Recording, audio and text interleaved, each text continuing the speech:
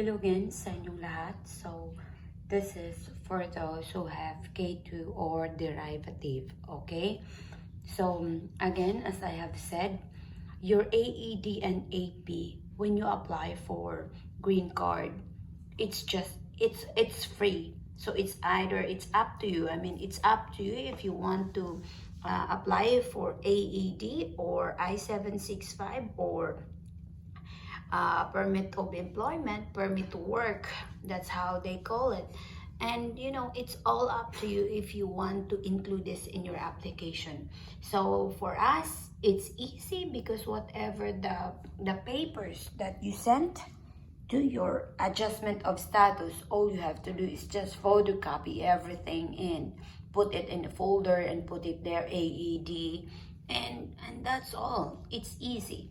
So whatever the papers that you sent for your AOS or your green card application, it's just the same papers that you're going to put on your AED and your AP. So what is AAD? So this AAD is a permit to employ. So there are questions before in my first channel that, oh, sis, do I need to apply for AED because my son is only 2 years old. My son or my daughter is only 6 months old when we are here in my K2 is only 6 years old.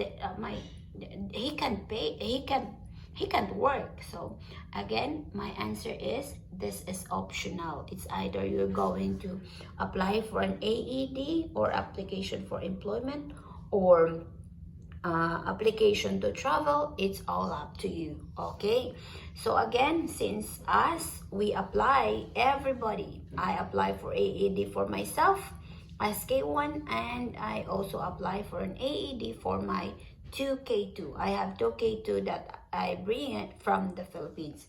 Okay, this is it now.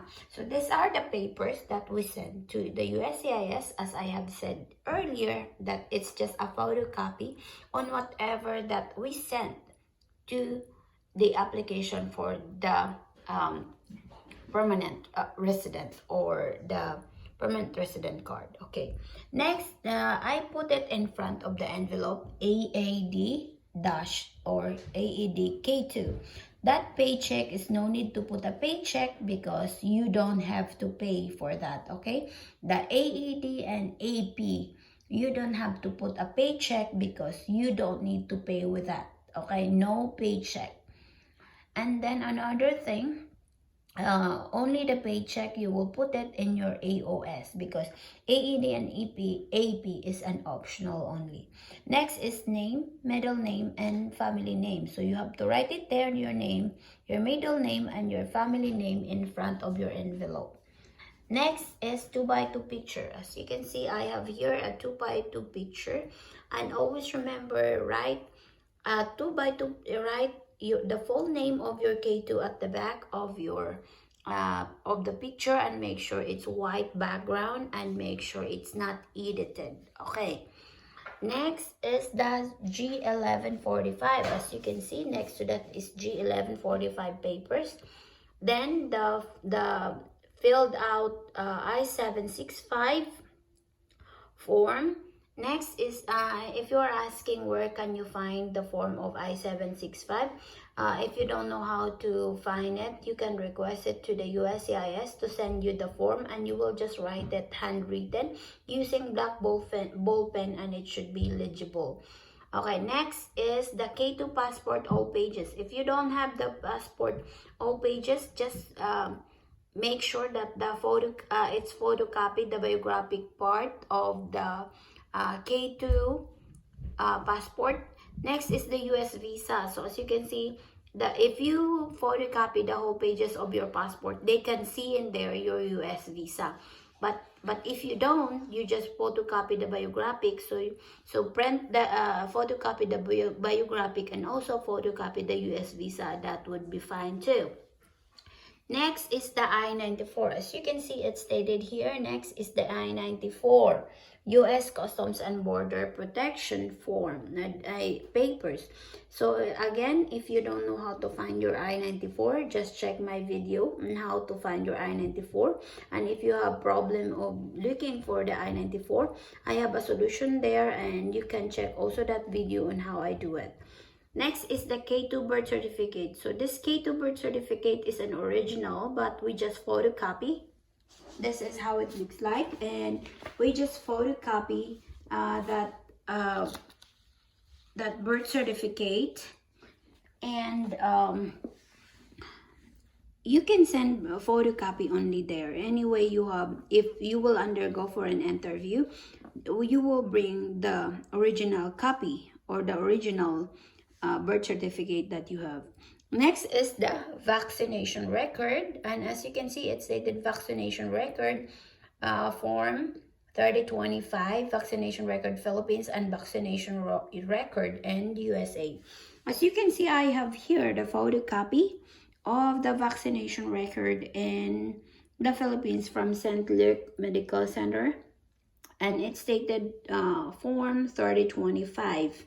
So this form is for if you enroll in school, and also for the application for work permit and application to change status, which is green card application. Okay, next is the vaccination in the US. So you can get your vaccination record in your in the clinic where you let your child undergo the vaccination. Okay, like clinic, like us, we have the Memphis Children's Clinic. So that's where we went and get our kids form number 121, which is their vaccination record here in the US.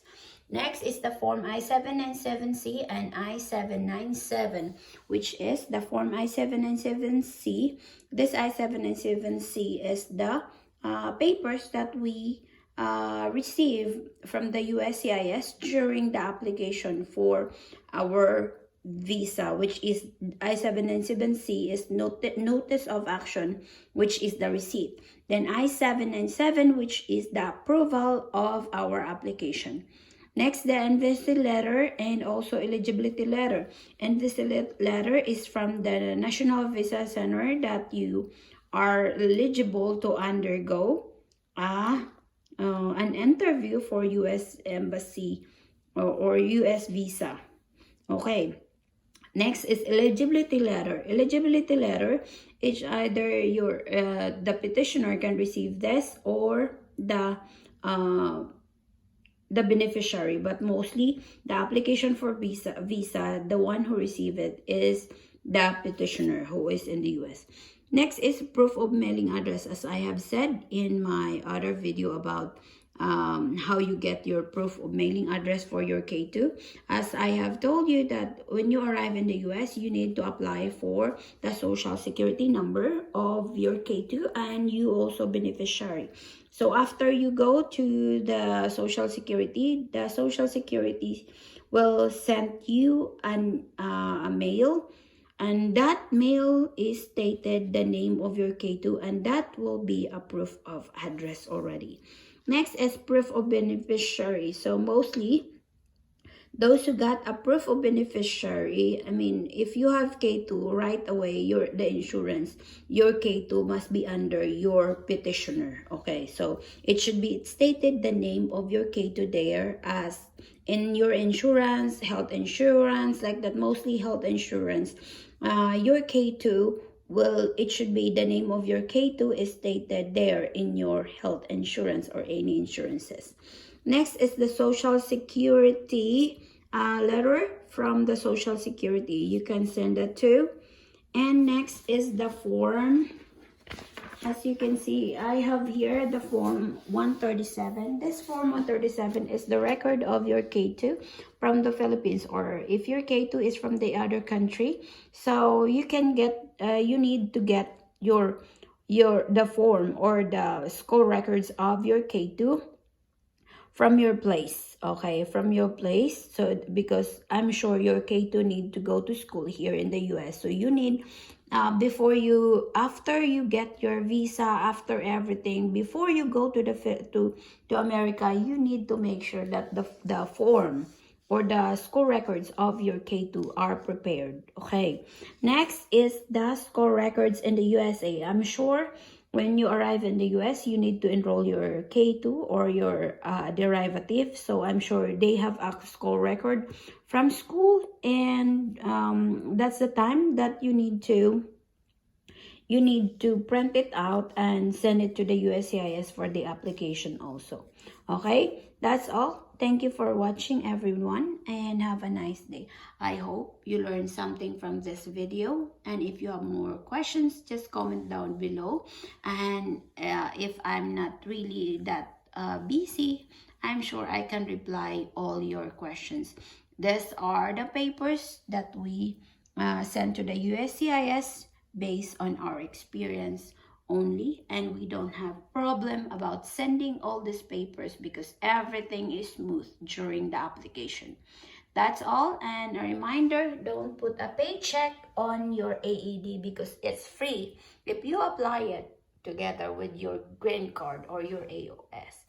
Have a nice day, and bye-bye, everyone.